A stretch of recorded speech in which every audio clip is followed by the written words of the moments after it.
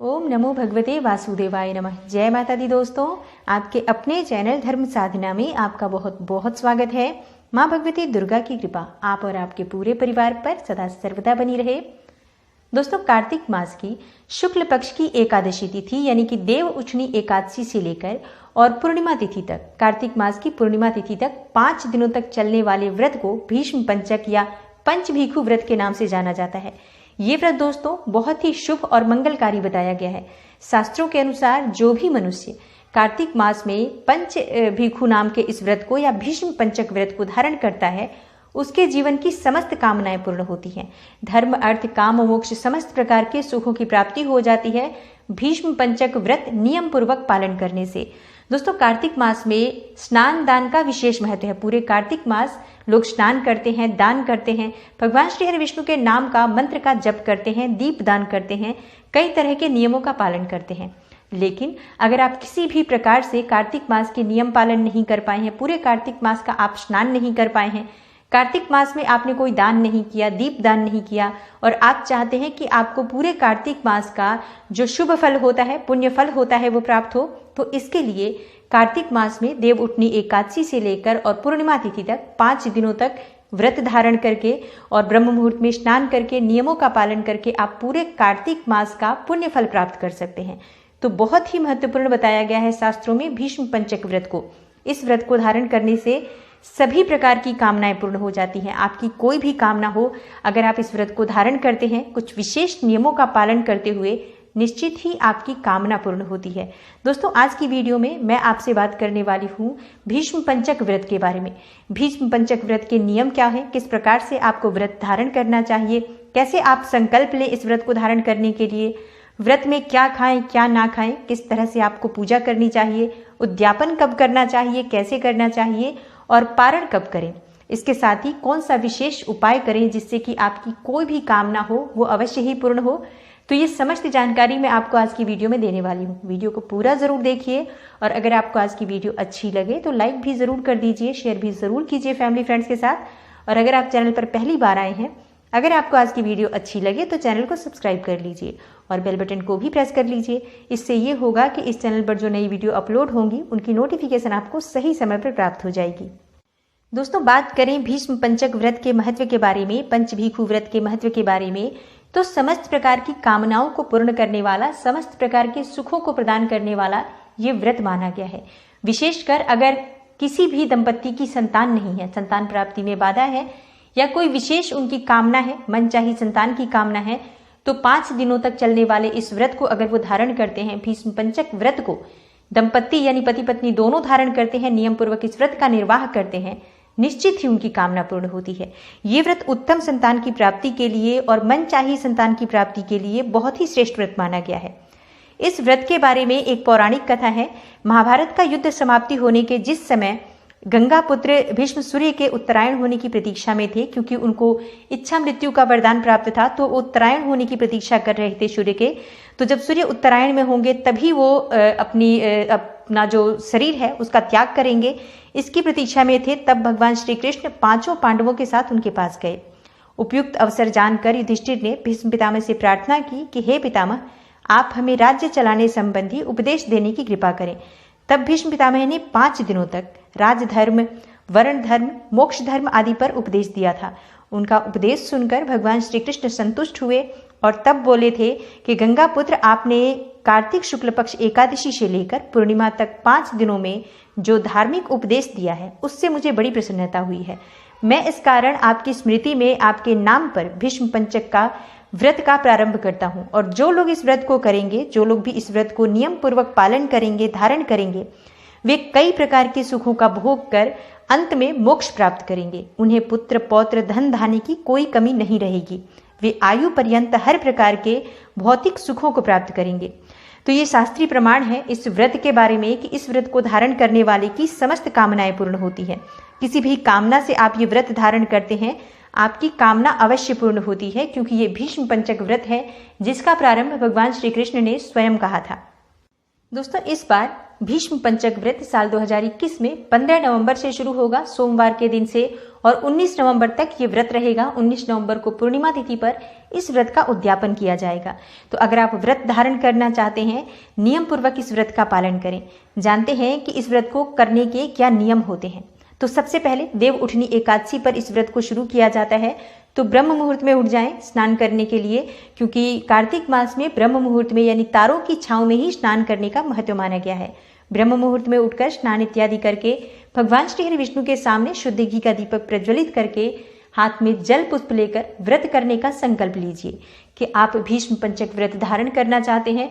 अगर आपकी कोई विशेष कामना है, वो कामना भगवान श्री हरि विष्णु से कहिए। पूरे नियम पूर्वक हम इस व्रत का पालन करेंगे और व्रत में कोई भूल चूक हो जाए, इसके लिए भगवान श्री हरि विष्णु से क्षमा प्रार्थना करते हुए इस व्रत को प्रारंभ कीजिए। इसके बाद इन 5 दिनों तक प्रतिदिन आपको ब्रह्म मुहूर्त में उठना है। तारों की छांव में यानी कि एक पहर रात्रि रहती है, तभी स्नान करना होता है। तो उसी समय में आप स्नान करें। सुबह स्नान करने के बाद भगवान श्री हरि विष्णु की पूजा करनी चाहिए, तुलसी की पूजा करनी चाहिए, कार्तिक महात्म्य सुन सकते हैं आप, विष्णु सहस्त्र नाम का पाठ कर सकते हैं, ओम नमो भगवते वासुदेवाय नमः इस मंत्र का जप कर सकते हैं। देखिए, मैं जो विधि बता रही हूँ बिल्कुल सरल विधि बता रही हूँ, जो कि हम सभी इसका पालन कर सकते हैं। शास्त्रीय विधि के अनुसार इस व्रत में मंडप बनाकर विधि विधान से भगवान श्री हरि विष्णु की पूजा करने का विधान है। तो उस प्रकार से सब लोग नहीं कर पाते हैं, लेकिन ये बहुत आसान विधि है और इस विधि के द्वारा हम पूजा करते हैं तो भी हमें भगवान श्री हरि विष्णु की उतनी ही कृपा प्राप्त होती है। तो इस व्रत में भगवान श्री हरि विष्णु की ही पूजा की जाती है, जैसे कि कार्तिक मास में भगवान श्री हरि विष्णु की पूजा का मंत्र का विशेष महत्व है। तो आप सुबह उठकर स्नान इत्यादि करने के बाद भगवान श्री हरि विष्णु की पूजा करें, उन्हें दीप दान दिखाएं। इसके बाद आपको तुलसी में भी दीप दान करना है, तुलसी में जल अर्पित करना है, विधिवत तुलसी की पूजा करनी है। कार्तिक महात्म्य अगर आप सुनना चाहते हैं जरूर सुन सकते हैं, क्योंकि पूरे मास कार्तिक महात्म्य अगर आपने नहीं सुना है तो हर रोज के कार्तिक महात्म्य जो होते हैं इन 5 दिनों में ही आपको समाप्त करने होते हैं। इसी हिसाब से आप देख लीजिए कि कितने कितने कथा आप प्रतिदिन सुन सकते हैं, या अगर आप नहीं भी सुनना चाहते हैं तो ऐसे में आप भगवान श्री हरि विष्णु के नाम का, मंत्र का, विष्णु सहस्त्र नाम का जाप कर सकते हैं, पाठ कर सकते हैं। मतलब अधिक से अधिक पूजा करना, अधिक से अधिक मंत्र जाप करना इन 5 दिनों में विशेष महत्व रखता है। और सबसे ज़्यादा महत्वपूर्ण होता है कार्तिक मास में दीप दान करना। तो ये 5 दिन जो बचे हुए हैं जिसमें आप व्रत धारण कर रहे हैं, आपको दीप दान अधिक से अधिक करना चाहिए। दीप दान कहाँ कर सकते हैं? दीप दान आप अपने घर में कर सकते हैं, घर के मंदिर में दीप दान करें। पीपल के वृक्ष अगर आपके घर के आसपास हो तो वहां पर भी जाकर दीप दान कर सकते हैं। घर में तुलसी है तो तुलसी में दीप दान करें। 1 से अधिक दीप दान करें। चाहे तो आप कच्चा सूत ले सकते हैं और 108 सूत की जैसे बाती बना लीजिए और 108 बाती बनाकर उसका आप प्रतिदिन दीप दान कर सकते हैं, या फिर 11 दीप आप प्रतिदिन तुलसी के सामने जलाएं। आंवले के वृक्ष में भी दीप दान करना बहुत महत्वपूर्ण होता है। घर के पास कोई मंदिर हो तो वहां जाकर भी दीप दान करें। कोई सा भी मंदिर हो, चाहे विष्णु भगवान का मंदिर हो, शिव जी का मंदिर हो, माता रानी का मंदिर हो, बजरंग बली का मंदिर हो, किसी भी देवी देवता का मंदिर हो, मंदिर में दीपदान का विशेष महत्व होता है। जलाशय हो, अगर जलाशय के पास दीपदान कर सकते हैं। मतलब अधिक से अधिक दीपदान इस समय में इन 5 दिनों में आपको करना है, क्योंकि दीपदान का विशेष महत्व कार्तिक मास में माना गया है। और आप भीष्म पंचक व्रत कर रहे हैं, जितना अधिक दीपदान करेंगे उतना अधिक महत्वपूर्ण होगा।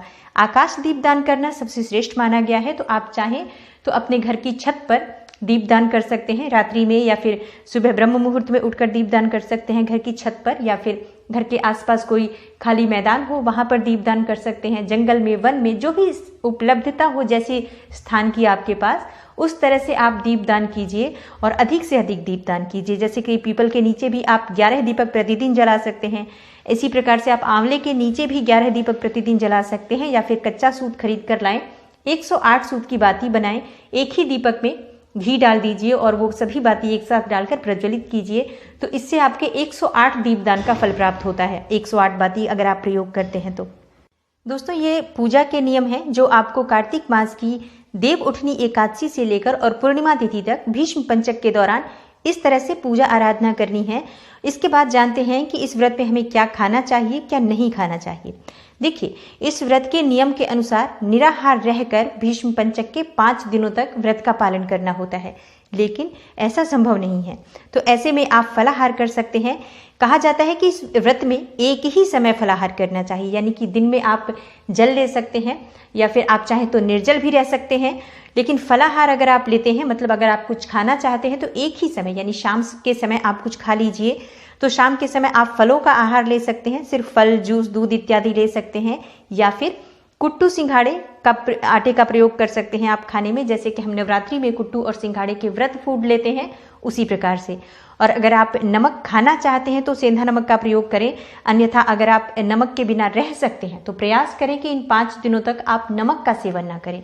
पूरी तरह से अगर आप नियमों का पालन करते हुए इस व्रत को धारण करते हैं, निश्चित ही आपकी कामना पूर्ण होती है और पूरे कार्तिक मास के व्रत का फल हमें प्राप्त होता है। क्योंकि नियम बहुत कठोर है इस व्रत के, क्योंकि हमने 5 दिनों में ही पूरे कार्तिक मास के व्रत का फल लेना है, तो इसलिए हमें इस 5 दिन में अनाज का सेवन नहीं करना है, अन्न का त्याग कर देना है। फल पर या फलों से संबंधित चीज़ों पर, जैसे कि कुट्टू सिंघाड़े के आटे का प्रयोग कर सकते हैं खाने में आप, या फिर फलों के द्वारा दूध और जूस इत्यादि लेकर आप पूरे 5 दिनों तक का व्रत धारण कर सकते हैं। इस व्रत में दोस्तों सबसे जरूरी है ब्रह्मचर्य का पालन करना। 5 दिनों तक के इस व्रत में पूरी तरह से ब्रह्मचर्य का पालन करते हुए व्रत करना होता है, क्योंकि भीष्म पंचक इस व्रत का नाम है और भीष्म जो है वो अविवाहित थे। ब्रह्मचर्य के पालन के द्वारा ही इस व्रत को हम पूर्ण फल प्राप्त कर सकते हैं इस व्रत का, तो आपको इस नियम का पालन अवश्य करना है। अब जानते हैं कि इस व्रत के उद्यापन की विधि क्या है और कब इसका उद्यापन करना चाहिए। देखिए, भीष्म पंचक व्रत के उद्यापन की विधि क्या है, इससे पहले मैं आपको बताऊं, उद्यापन आपको कार्तिक पूर्णिमा पर करना होता है। देव उठनी एकादशी से शुरू करते हैं और कार्तिक पूर्णिमा पर व्रत का उद्यापन करना होता है। कार्तिक पूर्णिमा के दिन आप किसी ब्राह्मण को अपने घर में आमंत्रित करें, पत्नी सहित, पति पत्नी दोनों को, ब्राह्मण और ब्राह्मणी दोनों को अपने घर में बुलाएं। ब्राह्मण और ब्राह्मणी को भोजन कराएं, दान दक्षिणा दें। आप चाहें तो वस्त्र का दान कर सकते हैं, अन्न का दान कर सकते हैं, फलों का दान कर सकते हैं। अपनी इच्छा और सामर्थ्य के अनुसार अधिक से अधिक चीज़ों का दान इस समय में हमें करना चाहिए। ये जैसे अभी सर्दियों का मौसम है, आप चाहें तो ऊनी वस्त्रों का दान कर सकते हैं संभव हो तो, मतलब अपनी सामर्थ्य के अनुसार आप ब्राह्मण को दान दक्षिणा देकर और व्रत का उद्यापन करते हैं। और हाँ, अगर आप सामर्थ्यवान हैं, आप समर्थ हैं, तो आप 1 से अधिक ब्राह्मण और ब्राह्मणी के जोड़े को बुलाकर भी अपने घर में भोजन करा सकते हैं। तो जैसी भी आपकी सामर्थ्य हो उस हिसाब से आप ब्राह्मण और ब्राह्मणी घर पे बुलाएं, दान दक्षिणा दें। इस तरह से आपको व्रत का उद्यापन पूर्णिमा तिथि पर करना होता है, कार्तिक मास की पूर्णिमा तिथि पर। अब जानते हैं कि पारण कब करना है। देखिए, आपने उद्यापन कर दिया पूर्णिमा तिथि पर, आपको फलाहार ही उस दिन भी करना है, क्योंकि 5 दिन का पंचक है। 14 नवंबर से हम शुरू करेंगे, 14, 15, 16, 17, 18 और 19। 15 नवंबर से शुरू करेंगे, तो 15 तारीख से लेकर और 19 तारीख तक 5 दिन होते हैं। 5 दिनों तक हमें व्रत धारण करना है। तो 15 से लेकर 19 तक आप व्रत में रहेंगे, फलाहार में रहेंगे, और 20 को यानी कि जब कार्तिक मास समाप्त हो जाएगा, अगले दिन हमें पारण करना होता है, पूर्णिमा के अगले दिन, यानी कि अगले महीने की प्रतिपदा तिथि पर। तो उस दिन भगवान श्री हरि विष्णु को भोग लगाया जाता है दाल चावल की खिचड़ी बनाकर, क्योंकि पूरे महीने जो लोग कार्तिक का स्नान करते हैं या कार्तिक का नियम लेते हैं वो दाल और चावल का त्याग करते हैं। तो पूर्णिमा तिथि पर वो व्रत का उद्यापन पूरे कार्तिक मास का भी किया जाता है, और पूर्णिमा तिथि के अगले दिन दाल और चावल का खिचड़ी बनाकर भगवान को भोग लगाया जाता है, भगवान श्री हरि विष्णु को, और उसी खिचड़ी को स्वयं भी ग्रहण करके इस व्रत का पारण किया जाता है।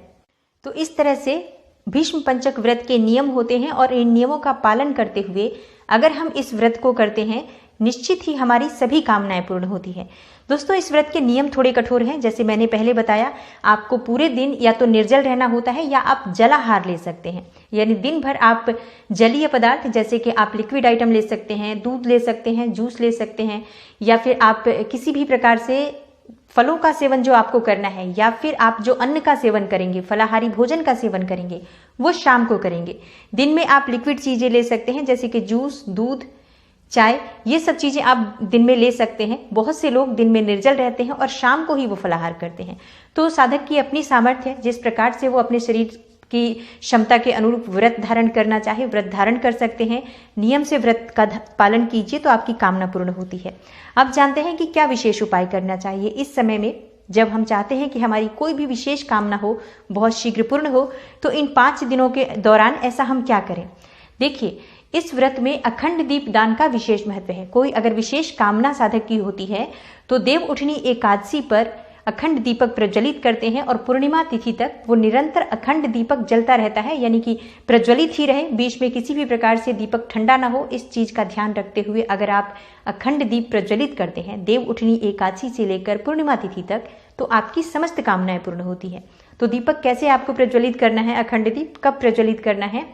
आप जैसे कि देव उठनी एकादशी का व्रत धारण करने वाले हैं तो प्रातःकाल ब्रह्म मुहूर्त में उठेंगे। जब भगवान श्री हरि विष्णु का आप पूजन करेंगे सुबह के समय ब्रह्म मुहूर्त में, उसी समय अपने घर के मंदिर में एक दीपक प्रज्वलित कीजिए, अखंड दीपदान जो कि पूरे समय जलता रहे।